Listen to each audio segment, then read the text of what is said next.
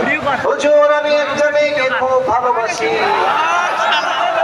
2 বছর থেকে ভালোবাসি, কিন্তু উভয় পক্ষে রাজি হয়েছে, কিন্তু আমার পরিবার এখন আমাকে বিয়ে দিতে চাচ্ছে না, আমি কি করব? এটা মনে হয় একজনের না, হাজার হাজার যুবকের মনের প্রশ্ন।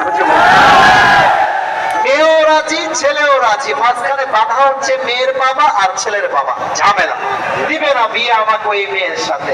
সমস্যা কোথায়? তুই বিয়ে করে বউকে খাওয়াবি কি রে?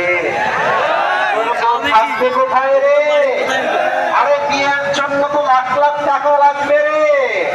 তুমি তোমার আব্বাকে বলবা, আব্বা আমি তো সেই মেয়েকে পছন্দ করেছি যেই মেয়ে আমার সঙ্গে ডাল ভাত খেয়েও থাকতে পারবে।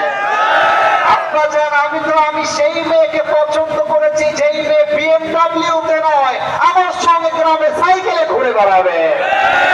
আর যদি প্রশ্ন হয় খাওয়া নিয়ে, আব্বা তুমি যে আমার 1 প্লেট ভাত দাও না, ওই 1 প্লেটের অর্ধেক খাবো আমি, অর্ধেক খাবে আমার বউ। That is the solution.